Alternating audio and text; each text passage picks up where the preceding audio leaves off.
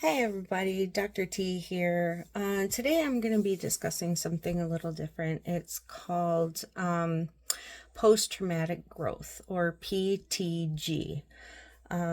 Basically, this is some information that I've collected in my study that I did on domestic violence, and I want to be able to share it with you guys. So let me just run through what it is.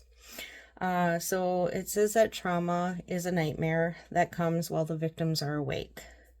Whether or not to overcome that trauma is only part of the decision-making process that victims must go through. Some use religion, some use education, but whatever they use is called post-traumatic growth.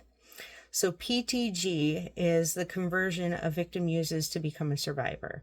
It is their way of using the pain they endured to survive their ordeal, overcome the pain, and move on with their lives without abuse.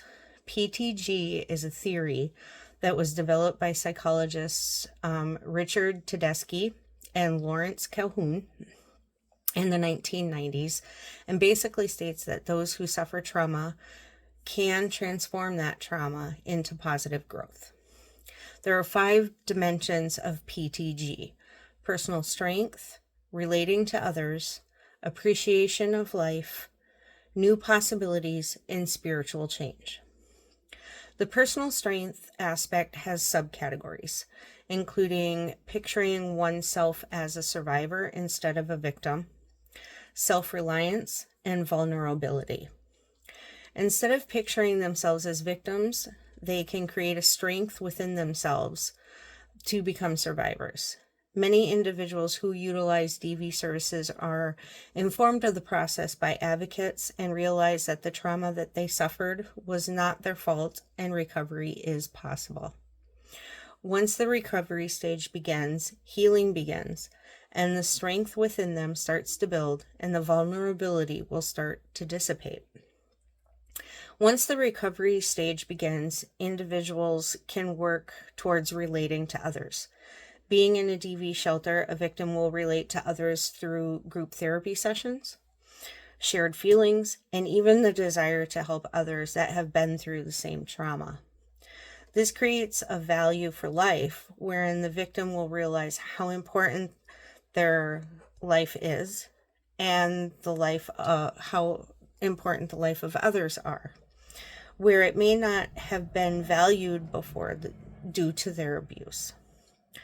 Due to this appreciation of life, a victim will begin to see new possibilities that they were not able to see before. Creating goals such as attaining housing and employment might not have been attainable previously, and a victim will become energetic towards achieving these goals. The DV advocate is available to assist with these goals, and in some cases, will even find affordable housing and assist with resume writing and job searches. Having these goals and seeing them able to be achievable can create a spiritual change within a person. The victim will start to believe in a spiritual aspect of their life, maybe even to be thankful for making it through such a traumatic experience.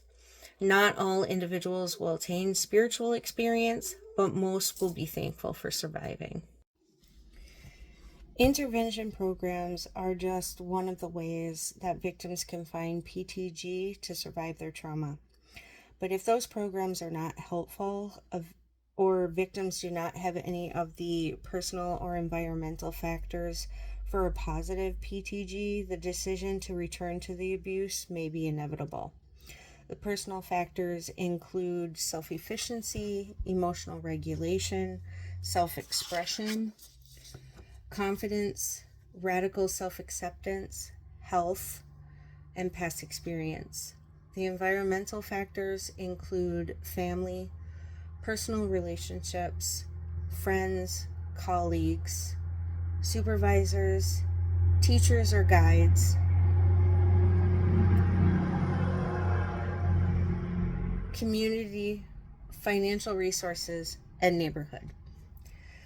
The issue with these factors is that many victims have few to none of them. An abuser may force the victim to cut all ties with the outside world so that the victim only has the abuser to rely on. Emotional abuse, which I discussed in a previous video, can also tear a victim's self-esteem down and cause them to lose any strength or confidence of their own, believing that their abuser is the only one who could ever love them, mainly because the abuser stated it was true. This victim blaming can also be caused by perpetrators gaslighting the victim, which I discussed in a previous video. Perpetrators convince the victims that they are crazy. Nobody would believe the victim, stating that it's the victim's fault for the perpetrator's actions, or even going so far as threatening to have the victim committed. This creates a psychological state within the victim where they begin to blame themselves for the abuse, a form of self-blaming even though the abuse is not their fault. To break it down even farther, PTG occurs naturally, but can be simplified through DV programs that include educational, emotional regulation, disclosure, narrative development, and service. So the victims are able to materialize into a stronger self.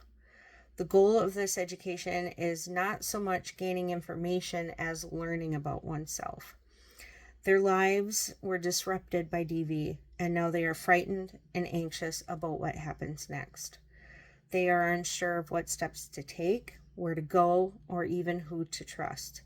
And that first step can be very debilitating, as they are forced to make changes in their lives that they have never had to do before.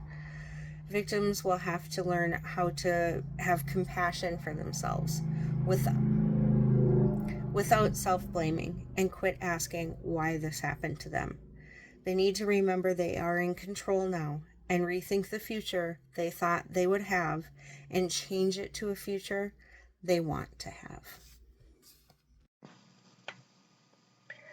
If you or someone you know is in an abusive situation, call the National Helpline at 1-800-799-SAFE or text START to 88788. Everyone deserves a healthy relationship.